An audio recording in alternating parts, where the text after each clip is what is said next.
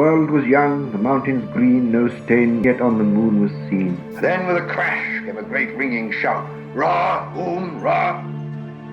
3 rings for the elven kings under the sky, 7 for the dwarf lords in their halls of stone, 9 for mortal men doomed to die, 1 for the dark lord on his dark throne in the land of Mordor where the shadows lie. 1 ring to rule them all, 1 ring to find them, 1 ring to bring them all, and in the darkness bind them in the land of Mordor where the shadows lie. Talking about Tolkien. Talking about Tolkien. So, real quick, some cleanup from last episode, maybe. I don't know, I just read this. Did the Witch King visit the Barrow Downs and stir the whites up and whatever? I don't know where that information is coming from. I saw it on like a wiki or something. It wasn't actually in the book itself. I think he did, but I don't know if it's clear that he caused the Barrow Wights to inhabit the corpses in the Barrow Downs. There you have it. Straight from Ben. Yep, the authoritative source. All right. So we're covering chapter 9 at the sign of the Prancing Pony. Oh, I thought we were going to do a thing there and you stopped talking. I said at the sign of the Prancing Pony. Well, I didn't hear you say pony, and it made me sad. Ben? Okay, well, just rest assured we did a thing. All right. So, it talks about the history of Bree and the First Men, and I put a note here that Ben is going to give us a history lesson. I don't know if you want to do that now or at the end of the episode. Oh, do you want the? I was actually probably going to ignore the history of Bree. Ben, what would we be as a chapter by chapter analysis if we didn't go into the history of Bree? Well, what caught your eye about the history of Bree? Did anything stand out? It's men and hobbits. Mm-hmm. What's up with that, bro? The people of Bree are just really chill. They've been there since before the Númenórean refugees came and declared themselves king. They'll be there when the Númenóreans come again and declares himself king. and they really don't have a lot to say about that. They're very chill. They're like you said, a blended community of men and hobbits. The men tend to have brown hair, tend to be of stocky build, and they're a little bit short on average, but they're pretty outgoing. Bree it used to be a much more important town. It used to sit at a crossroads in all compass directions, but now it's mostly just the east to west traffic that they get, but they're still relatively important. And the hobbits of Bree say they were here first, even before Shire hobbits. I wrote, sounds like another history lesson. So, I think we actually covered that in the prologue. I thought we might have, but I wasn't sure. Yeah, I think we did. I think the Shire was founded by 2 hobbits, probably from the Bree land, that asked the King of Arnor for permission.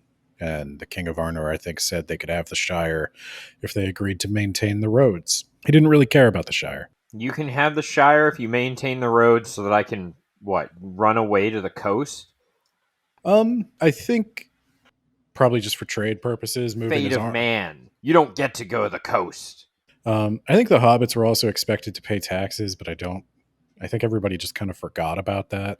The hobbits don't generate a huge amount of wealth, so it's not a big deal. They probably didn't mind pipeweed. No, they probably gave him some gift of pipeweed and mushrooms. Living the dream. But yeah, Bree's kind of built into the side of a hill. Yeah.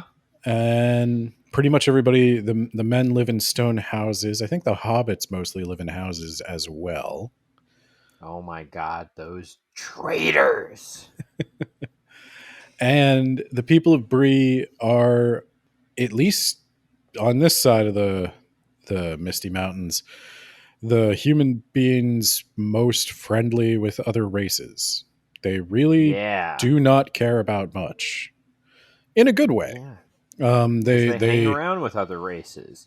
They Yeah. realize that the other races are not coming here to take our jobs. Well, Oh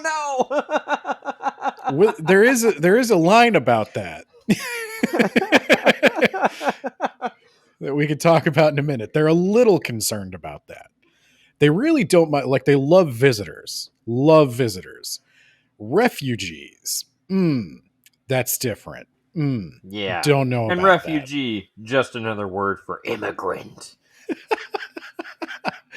Disgusting. And they're coming from the south. We need to build a wall around the Bree land to keep the Gondorians out. A sturdy hedge at the very least.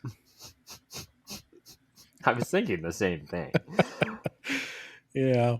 So I also put, and I know I asked you about this, but we can talk about it on the podcast, Ranger. It's more like a race than a class, but it sounds like that's because the class is exclusively held by one race. They're taller and darker and can understand birds and beasts.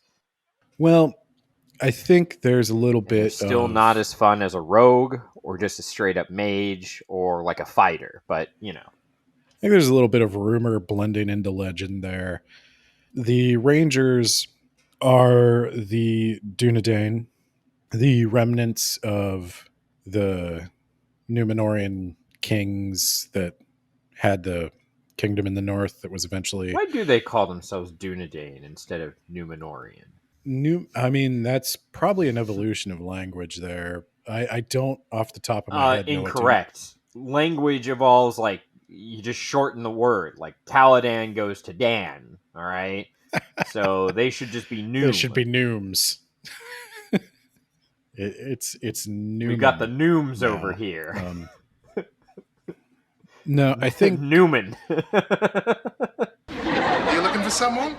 Don't play coy with me, Newman. I'm not in the mood. Came from Númenor, and there is no man alive, or no man's grandfather alive, not even among these long-lived people, who remembers Númenor.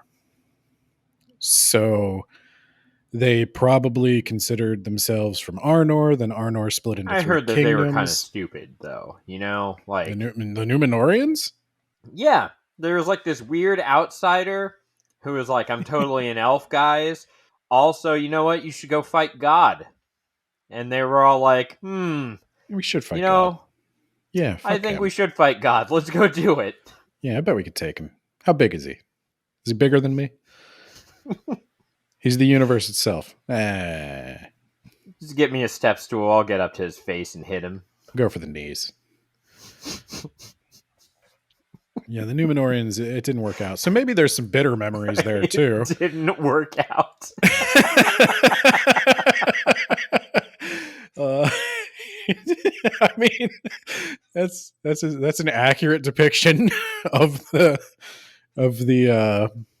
crusade against God. They wouldn't have even been able to probably take one of the Vala anyway, but they picked a fight with capital G God. Yeah, that was a bad. You know, that was a little bit of whoopsie daisy. So I think are bad.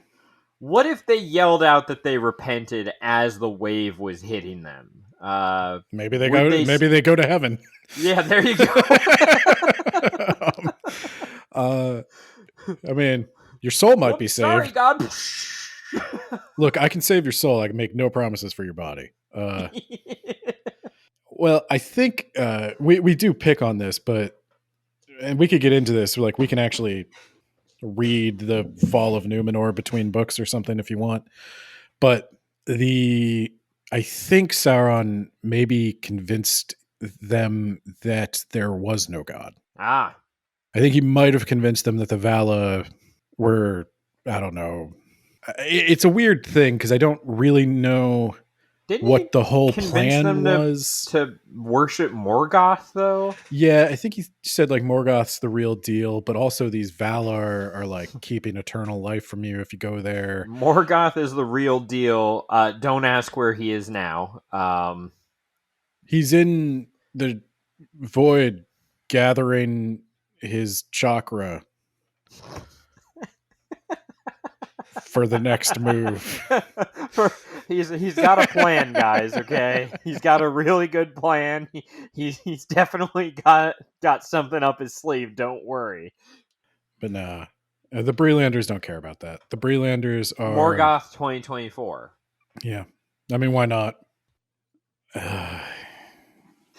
All right. So I do like the atmosphere here because it's like the perfect atmosphere of like paranoia, but you're not in like a hostile city, but like some elements are not so great. I like it, Ben. That's why I'm saying.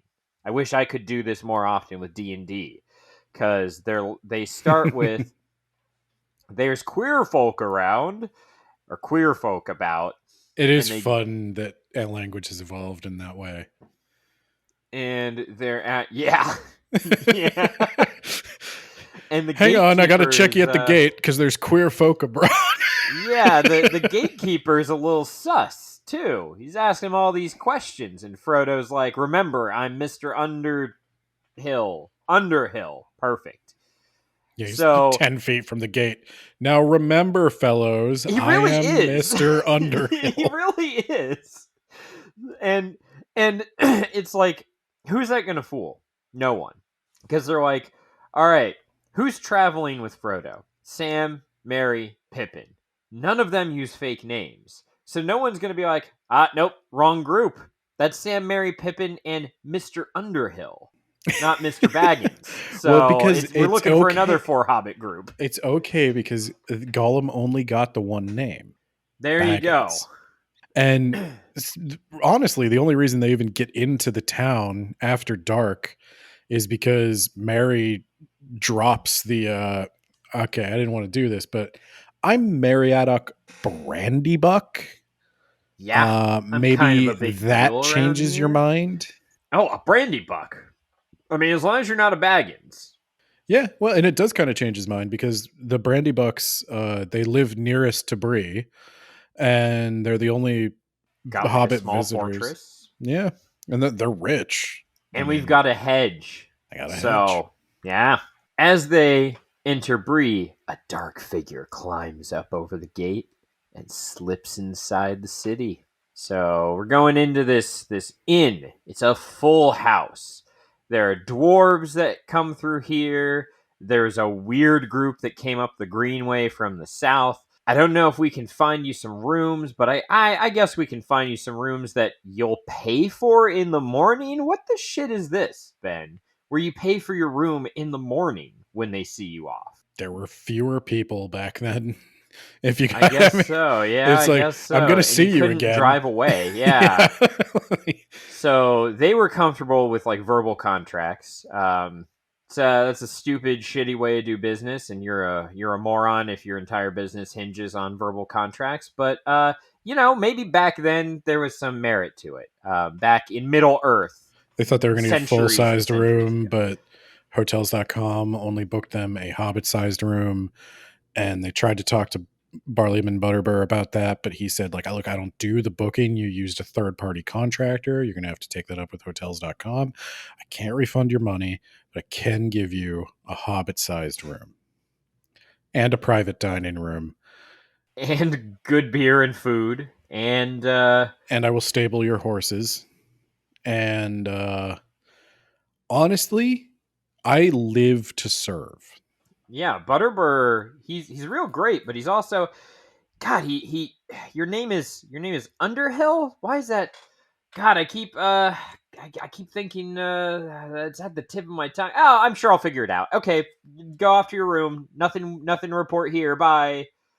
Basically, fuck you. See you next chapter. But we're not quite there yet because they eat and the innkeeper is like, he's weird, I said, because he never finishes his fucking thoughts ever. Butterbur, okay, so he is the only innkeeper in this town that has not changed since the dawn of time.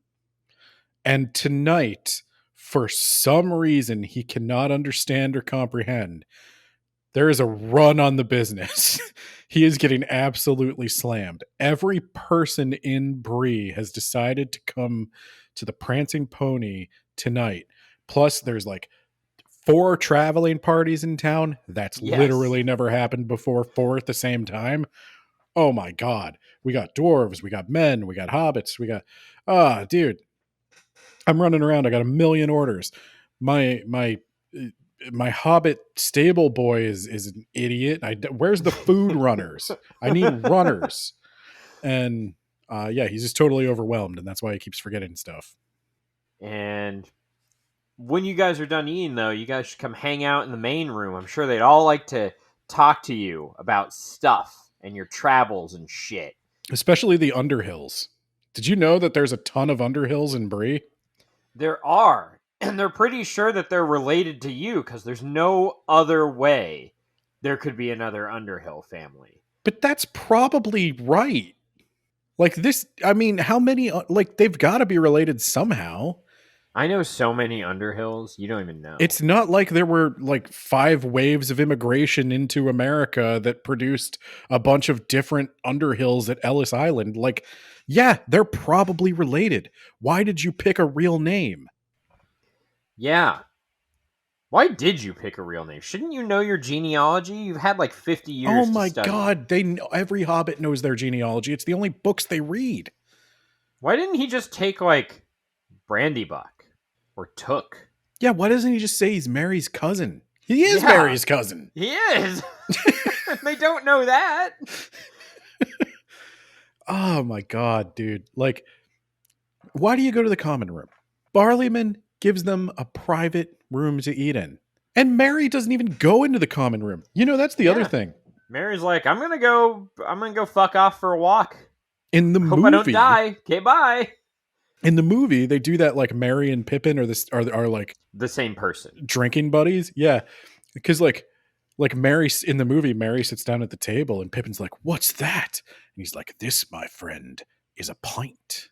He's like, "They come in pints," because hobbits only usually drink half pints because they're 3 feet tall and weigh like 60 pounds. And a pint might give them alcohol poisoning. Yeah. So, but in the book, again, Mary is just like the brains of the operation. He's just like, no, I'm just going to sit quietly. He's getting you set up in a house that's far out of the way so we can sneak off. He's got a way out through the hedge. He's got ponies. He's got provisions. He's set up Fatty's going to stay behind to try to lure away as many of the enemies as possible. Like, Mary is doing some work here. And in the movie, he is just Pippin, but slightly less stupid. And they're attached at the fucking hip. Yeah, I think And we were it's sad, talking. Ben. We were talking in the Words About Books Discord. You should join. About how, like, I don't think Mary has said 2 words directly to Pippin this entire book. No, they haven't. So, yeah, they decide to go to the common room. They entertain everything. And then Frodo gets like a weird feeling. And he's like, maybe I don't draw a lot of attention to myself. I'm just going to sit kind of out of the way. And he sits by a shady looking guy named Strider. And Strider is like, your drunk idiot friend over there is going to draw a lot of attention to you. He's telling the story of Bilbo's birthday. Yeah, his going away party where he put on the fucking ring and disappeared like a dumbass. Yeah, and Strider's like, you might want to stop your friend's story before he gets to the end. Yeah, that would be bad. Yeah, as it turns out. Yeah, so Strider knows the story. That's another thing Bilbo's kind of processing. So yeah, so he goes and oh yeah, we forgot to mention that there's trouble down south, and that's why all these people are coming. And they're like, well, if you don't give us a place to stay, eventually we'll just take a place to stay, and then you'll all have to learn Spanish. Yeah, and the Breelanders like, I don't like that, but I don't have the social skills to confront you properly about it, so I'm just going to write a strongly worded letter in our local periodical about immigrants. So Frodo, he has to resist the temptation to put on the ring at this point and just like run away. And was the ring tempting him, or was it more like I don't want to be seen, and that's an easy way out. Counterpoint. Frodo, get up on a table and sing me a song. Start singing a long song. Choose the longest song you know. I want a good 2 pages out of this. I did write Tom Bombadil gets a bad rap and has nothing on Frodo. Frodo sings a song that tells us. Now, you all remember that nursery rhyme? Like, oh God, I don't remember it. Something about the cow jumping over the moon and the cat with the fiddle saying, "Hey diddle diddle," and the cow jumped over the moon. The fiddle, the cow jumped over the moon. Yeah, it's that, but way longer. There's a whole thing about the moon, the man in the moon coming down to the earth, and he goes into a bar and he gets totally drunk, and then there's a cat with a fiddle, and the cow is over there, and I'm giving you a beat. This is no a song. So okay, this is the song. So like, this is Ben being asked to sing a song. So it's like okay, scene: the moon descends to the earth. A man gets out. And he built the pyramids, exactly. And he builds the pyramids, and then a cat fiddled. The ancient astronaut theory suggests that this is a direct result of extraterrestrials tampering with our DNA. And there was a cow. I think the cow accidentally got stuck on the moon when the man in the moon was going back to space, and I think the cow had to jump off. It did die. That's the end of my story. And then they immediately demand an encore, which I give, because though I am super afraid to be here, like I love karaoke. And maybe some sort of gymnastics are in order. Can you imagine Strider just sitting in the corner during this entire song, just going like head in his hands, Jesus Christ, we're all dead?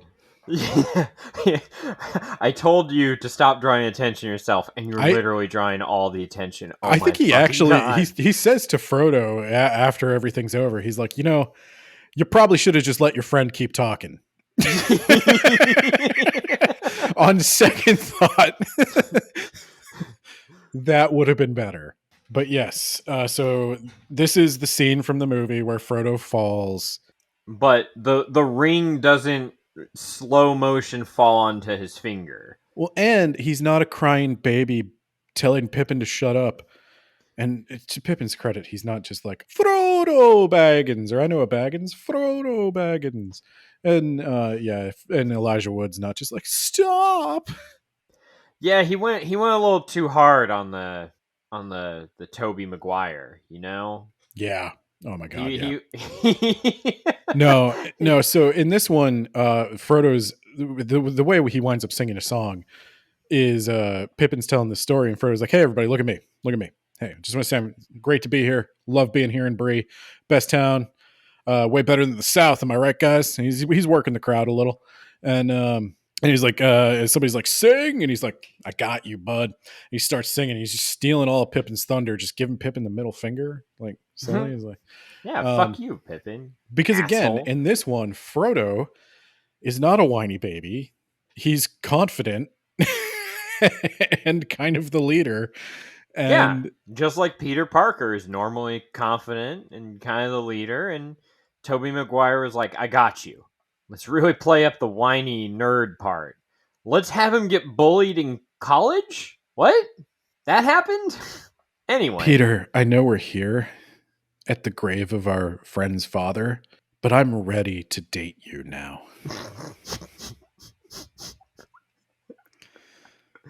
With great power comes great responsibility. I will never forget these words. With great power comes great responsibility. This is my gift, my curse. Who am I? I'm Spider-Man. See you next movie. So yes, in this one, Frodo just happened to have the ring in his pocket. His hand was around it, and the ring just kind of slipped on there, and he vanishes. And with that, they noticed that a Breelander, one of the Southerners, and the gatekeeper all disappear after seeing this. And Butterbird just remembered something about what he was supposed to tell you. Fuck you, see you next chapter, bye. Well, Frodo comes back. He takes the ring off. Oh yeah, he does go back to his room. No, he tries to smooth things over. Well, People are yeah, like, where the hell did he go? And he I didn't disappear. I was just under the table. I was over there talking to Strider. I just crawled under the table and I was over there talking to Strider. And everybody's looking at him like, no, this isn't fun anymore. I don't like sorcery. I think you did sorcery. They take like a very like, I think I just saw black magic. I think I'm going to leave now. To bed. Yeah, I'm going to go now. And I think Butterbird tells Frodo, he's like, the witchcraft, Frodo, we don't do that around here. Yeah, and Frodo's like, no, it wasn't witchcraft. It was an acrobatic. He's like, okay, well, whatever that was, don't do that again. And Butterbird's like, oh boy, everybody's going to, as soon as you guys leave, everybody's going to be right back here to talk about this, which means money for Butterbird. So, okay. And then Strider's like, Frodo, the fuck? Maybe you and I should talk tonight. And then Frodo's like, okay, yeah, I deserve this. And and then Butterbird's like, Frodo, yeah. I think I remembered what I was supposed to tell you. You and I should talk tonight. Frodo's like, geez, take a number. Like, it was a good day. It was a good day. And that was it. That's it. Next time we'll figure out what all these people need to talk about. Yeah, this was a good in scene. I mean, you can tell, it's like you said, this inspired so much D&D campaigning. Yep, the tavern, the be careful who you talk about, because the town is like, there's some hostile people in the town. You don't want to draw attention to yourself, which none of my players ever seem to not draw attention to themselves, so they always get into the shit. But, that's what we do. It's how we roll. Yeah, and I will say, we'll talk about this more next chapter, but I did notice it a bit in this chapter. We're already starting to see the vast gulf of difference between movie Aragorn and book Aragorn. Yeah. Oh, yeah. They are almost not the same character. He's the way Aragorn talks to Frodo is, I'm trying to think how they characterize the movie rushes through a lot of this, but talks about how disappearing is a different trick altogether, and he's like pissed at Frodo. Yeah, he's angry. In this, he's just like, wow, we're fucked. Tolkien is trying to get across, it's almost impossible to imagine this, because the movie Aragorn, it's a change, and I have not watched The Rings of Power 2032, you guys know, but I have been aware that some people have been debating the canon of Tolkien and saying that the Rings of Power is changing things from the canon, which no shit. And are you surprised Amazon's Rings of Power has made some slight changes? But like, obviously the people talking about that have not paid much attention to the Peter Jackson movies, or they've only watched the Peter Jackson movies and assume that is canon. There's a lot of changes. Yeah, because the Aragorn, the initial impression of Aragorn, and Sam will always call him Strider till like the end of time, because that's what Sam first knew him as. And the character of Strider is Aragorn without any of the kingliness. He's kind of like swaggering. Yeah. In the movie, he's always reserved and dour and intense and smoldering. Because what if I become like Isildur, that piece of shit? Yeah, and in the book, he's already decided he wants to be king, and he's just joking with the hobbits. He's got the sword already. Yeah. He's like, yeah, we're going to reforge this. I'm going to become king. Yeah. He's already agreed to the quest. Look, I want to hook up with a hot elf lady. And the only way I can do that is if I get that crown. So I'm getting that crown. And the other thing I like, maybe this is from next chapter. I won't get into it. But he knows everybody in town, too. Yeah, that's more next chapter, but yeah. He's just a dude who like hangs out, and he's like, yeah, I'll do the quest. I'm like, oh, I got to be king and marry the love of my life. Yeah, let me see if I can pencil that in my busy schedule of checks notes, ranging the woods. Yeah, no, let's do it. That's what's Aragorn's that? attitude. I'm never gonna have to shit behind a tree again. All right, let's do it. You sold me. Aragorn is a very different character, and I really do like movie Aragorn. I like that plot, though I've joked about how why does Elrond hate humans and all that stuff, and like it doesn't make a lot of sense in the context of the world, but it's a good movie that has tangential relation to the book. And like I said, I have not seen the Rings of Power. I don't think I'm going to like it, which is why I have joked about saying I will start a review channel in 2032. If people really want me to watch it, if people really, really want me to watch it, which join will the Discord. Also be an election year, Ben. Yeah, that's true. We can't escape. Join the Discord, or get in the comments or whatever. Let me know if you really, really want me to watch the Rings of Power. But I'll tell you, like, to be charitable to it, like, yeah, even the good ones changed a bunch of stuff. And I don't think they're minor changes either. I think they basically, Aragorn's a different character. Frodo's a different character. And Frodo is worse. I don't like Frodo's character in the movies. He cries a lot more. Whereas, as we'll get in, he's got some little hobbit balls, you know? He flips off the Witch King of Angmar after sustaining a wound that festered for like 2 weeks. And his last cast before losing consciousness is to basically draw his weapon and flip him the bird. When Frodo cries in the book, he has earned it. All I can say is, and this is big spoilers for, I mean, who cares? You already know the end. But in the book, when Frodo is at Mount Doom and he has destroyed the ring, and he's like, oh, sweet death, embrace me, basically. Like, he's just done. And you feel that, like, he is just done. And I think that is a lot more effective in the book than the movie. Not that the movie's bad, obviously. I've seen it a million times. But yeah, I think we'll talk more about Strider. We get a big, long conversation with next time Strider in the next one. So I look forward to that. I don't think we have a big history lesson in the next one either, as long as you keep it in check. Let me look. Let's see.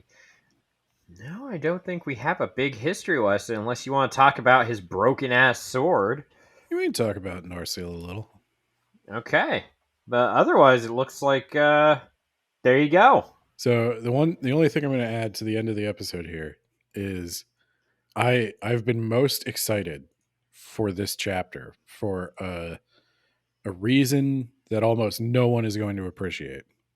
And it is, when I upload this to YouTube, I was trying to think of like, what should the background image be for these Fellowship of the Rings? And I was like, oh, I'll do the map. And I'll do a little thing that nobody, because I like doing little things with YouTube because nobody watches it. So I can just play around. I've been doing this thing where I've got a line on the map showing how far they've gotten every chapter. And I literally do. I update it every chapter to show how far they've gotten. And not far so far. I'm finally getting to Bree. I'm finally completing the line. It is very gratifying for me to draw this line. All right. Well, next episode, you won't get any further with that line. But then after that, next 2 chapters, you're going to get pretty dang far. They get the let out after this next chapter. And then we're done with book 1 after that. Then we're done with book 1, and we will be taking a short break. Probably not as long as between The Hobbit and Fellowship of the Ring. But I am going to take probably probably 2 to 3 weeks off. But if you're a patron, I'm sometimes good at this, sometimes bad at this, but if you're a patron, you do get those episodes as soon as they're being finished editing. As soon as I'm done editing them. How about I say it in English? There you go. Well, you better say it in English now while you can, because those Southerners, they're coming up, and they're going to make you learn Spanish. But yeah, you will get them first as soon as I'm editing them, because we will still be recording, Nate. It is a break from releasing, not from recording. Well, I'm already into book 2, so... I am... Are you pleasantly surprised, or did you actually think you'd like it this much? I thought this would be much more of a slog than The Hobbit, and I am pleasantly surprised at how enjoyable this is. I'm surprised how much you've enjoyed it. I've been commenting to other people, like, I thought this was going to be a lot of me having to defend it from you. And in actuality, the problem has been like trying to deal with your excitement. So yeah. All right. Next time we'll talk about Strider. Peace out. Later. The road goes ever on and on, down from the door which began. Now far ahead the road is gone, and I must follow it, if I can, pursuing it with eager feet until it joins some larger way, where many paths and errands meet. And whither then, I cannot say.